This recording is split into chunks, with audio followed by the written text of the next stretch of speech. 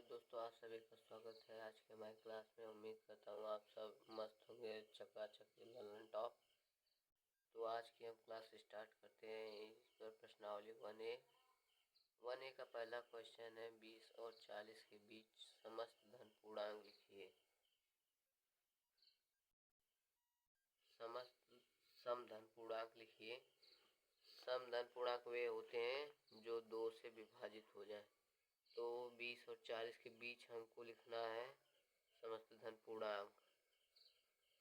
2 से विभाजित होने वाले 22 हो गया, 24 हो गया, 26 हो गया, 28 हो गया, 30 हो गया, 32 हो गया, 34 हो गया, 36 हो गया, 38 हो गया। ये जो हो जाएंगे समस्त धन समधन पूर्णांक। 20 और 40 के बीच के समस्त धन पूर्णांक। अब दूसरे क्वेश्चन की तरफ हम लोग चलते हैं। तो दूसरा क्वेश्चन है, 1 से 10 तक अभाज्य धन पूर्णांक लिखिए। अभाज्य धन पूर्णांक। अभाज्य धन पूर्णांक वे होते हैं जो स्वयं से कटे। तो 1 से 10 के बीच हो जाएगा 2, 3, 5, 7। ये अभाज्य धन पूर्णांक 1 से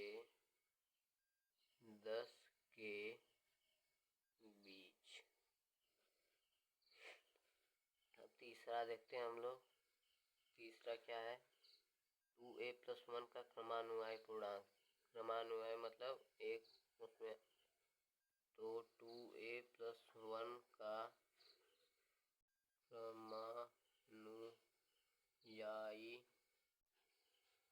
पूर्णांक बराबर 2a + 1 + 1 बराबर 2a + 2। इसका आंसर हो जाएगा। हम लोग चौथे की तरफ चलते हैं। चौथा क्या है हमारा, 2/3 का योगात्मक प्रतिलोम क्या है। तो 2/3 का योगात्मक प्रतिलोम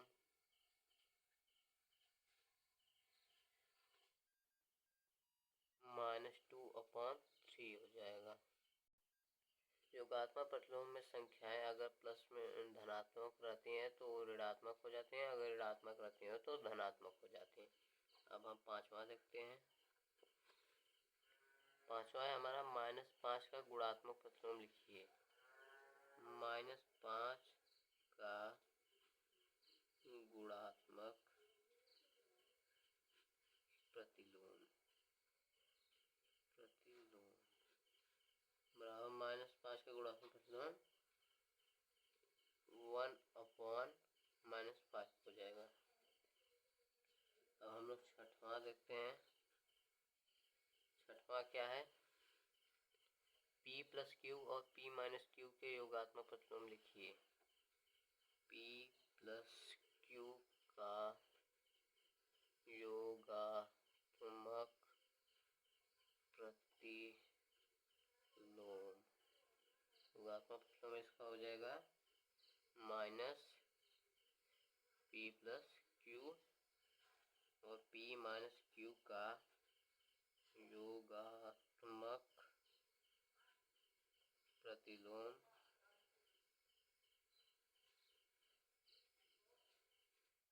हो जाएगा -p - q।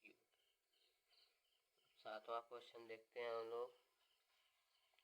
सातवां क्या है, x के किस मान के लिए 5 × 3 × 2 बराबर 5 × 3 × x कथन सत्य है। हम लोग सातवां देखते हैं।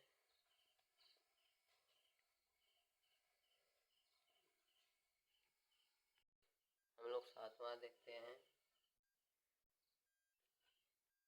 यक्स के किस मान के लिए 5 इंटू 3 इंटू 2 बराबर 5 इंटू 3 इंटू यक्स कथन सत्य है। इसको हम लोग लिखते हैं 5 इंटू 3 इंटू 2 बराबर 5 इंटू 3 इंटू यक्स। हमको यक्स का मान ज्ञात करना है, इसको हम लोग कर देंगे 5 इंटू 6 बराबर 15 इंटू यक्स हो जाएगा ये। तो ये हो जाएगा 5 इंटू 6 यक्स का मान ज्ञात करने के लिए 5 इंटू 6 अपॉन 15। तो 5 से काटेंगे, 5 या 15, 5 एकम 5, 3 से काट दें, 3 एकम 3, 3 दूना 6, यक्स बराबर 2। ये हमारा आंसर हो जाएगा यक्स का मान। अब हम लोग 8वें क्वेश्चन की तरफ चलते हैं। हमारा 8वां क्वेश्चन क्या है? पूर्णांकों में ऐसी कौन सी संख्या है जो स्वयं की योज्य प्रतिलोम है? तो स्वयं की योज्य प्रतिलोम संख्या 0 हो जाएगी। 8वां का 0 हो जाएगा। योज्य प्रतिलोम किसी भी संख्या का योज्य प्रतिलोम वह संख्या होती है जिसको मूल संख्या के साथ योग करने पर योगफल 0 प्राप्त होता है। तो अर्थात किसी भी संख्या का योज्य प्रतिलोम उसी संख्या का विपरीत चिन्ह वाली संख्या ही होती है। जैसे हम मान लेते हैं a का योज्य प्रतिलोम -a होगा, -a का योज्य प्रतिलोम +a होगा, तो यही योज्य प्रतिलोम है। तो हो जाएगा 0। 8वें का आंसर 0 हो जाएगा। अब हम 9वां क्वेश्चन देखते हैं। 9वां क्वेश्चन क्या है हमारा? यदि a एक समधन पूर्णांक है तो बताइए कि संख्या a-1 इंटू a+1 सम है अथवा विषम। सम अथवा विषम बताना है हमको। a एक समधन पूर्णांक है, समधन पूर्णांक है। तो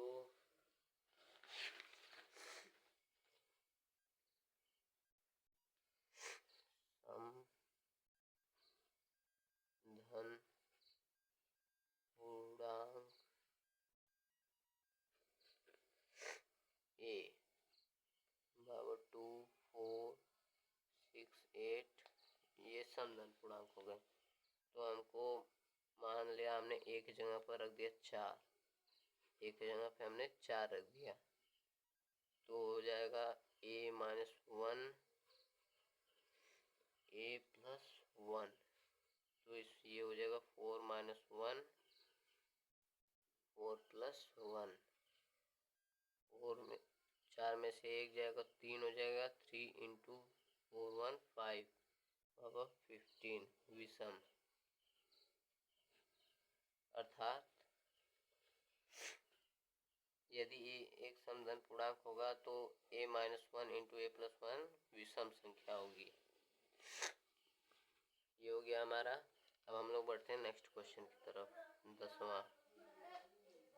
10वां क्वेश्चन क्या है हमारा? 10वां क्वेश्चन संख्या रेखा पर 5 और 7 का योग लिखना है हम लोगों को। तो पहले एक संख्या रेखा हम लोग खींच लेते हैं। तो हमने संख्या रेखा खींच ली, हमको 5 और 7 का योग दिखाना है। तो पहले 5 पर जाएंगे हम लोग, 5 पर आ गए, 5 और फिर यहीं से 7 पर जाएंगे।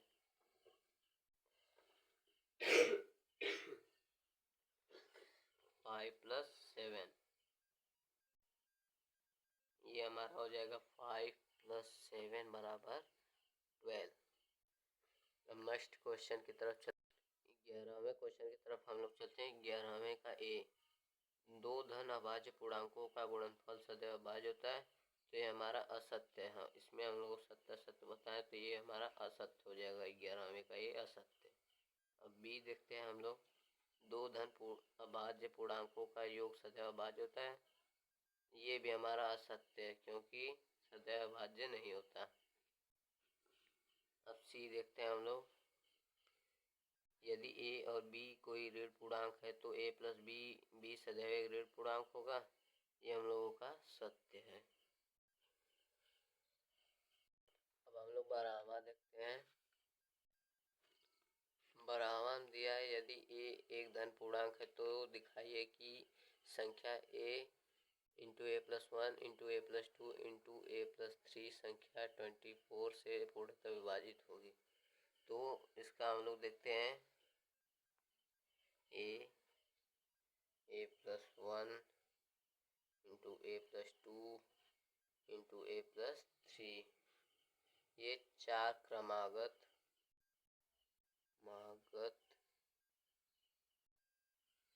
धन पूर्णांक है। धन पूर्णांक है। तो 4 इंटू 6 बराबर 24 होता है। तो ए बराबर हमने 6 मान लिया। तो ए की जगह पे रखने पर 6 plus 1 6 plus 1 6 plus 2 into 6 plus 3 बराबर हो जाएगा 6 प्लस 1 बराबर 7, यहाँ पे 8 हो गया। 6 प्लस 2 बराबर 8 इंटू 6 प्लस 3 बराबर 9। तो हमारा आंसर है 3024। ये 24 से विभाजित होगा। अब हम 13वें क्वेश्चन की तरफ चलते हैं। हमारा 13वां क्वेश्चन क्या है। यदि ए एक समधन पूर्णांक है तो बी एक विषम धन पूर्णांक है। तो बताइए कि निम्नलिखित संख्याओं में से कौन सी सम होगी। हमको सम बताना है। सम संख्या हमारी हो जाएगी समधन पूर्णांक ए स्क्वायर हो जाएगा ए इंटू बी हो जाएगा ए प्लस 1 हो जाएगा बी प्लस 1 हो जाएगा। ये हमारे समधन पूर्णांक हो जाएंगे। अब हम लोग 14वें क्वेश्चन की तरफ चलते हैं। 14वां क्वेश्चन। 14वां क्या है। धन पूर्णांक के किन गुणधर्मों के अंतर्गत निम्नलिखित कथन सत्य हैं। 14वां का ए जो है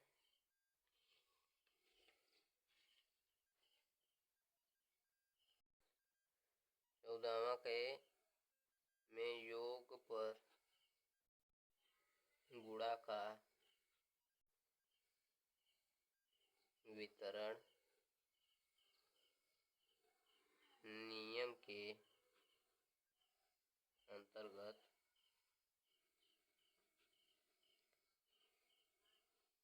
कथन सत्य है। 14वें बी हम लोग देखते हैं।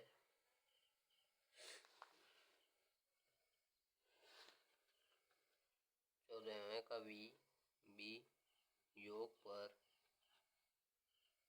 का साचर्य नियम है। साचर्य नियम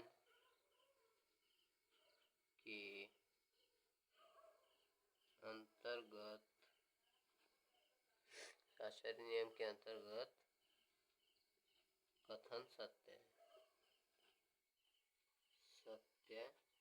है। सी देखते हैं हम लोग। सी गुणा के क्रम विनिमय नियम के अंतर्गत कथन सत्य है।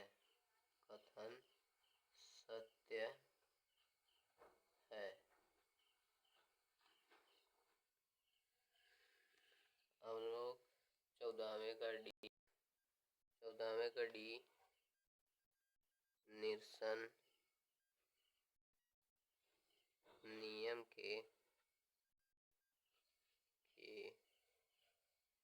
अंतर्गत कथन सत्य है।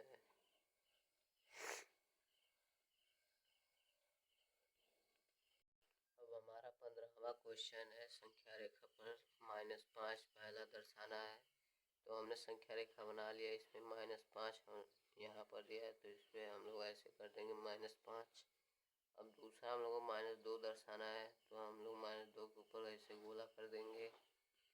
हम लोग को शून्य दर्शाना है, तो यहाँ पर शून्य दिया है, इसको गोला कर देंगे। तो यहाँ पे 1 को दर्शाना है, तो संख्या रेखा पर 1 ऐसे दर्शा देंगे। अब 2 दर्शाना है, तो 2 यहाँ पर लिख के ऐसे इसको हम ऐसे 2 कर देंगे। अब हम लोगों को 5 दर्शाना है संख्या रेखा पर, तो 5 को हम सर्कल के अंदर कर देंगे। आपको अगर वीडियो अच्छी लगी हो तो प्लीज़ लाइक एंड सब्सक्राइब कर दीजिए और ज़्यादा से ज़्यादा अपने सहपाठियों के साथ शेयर कीजिए। धन्यवाद।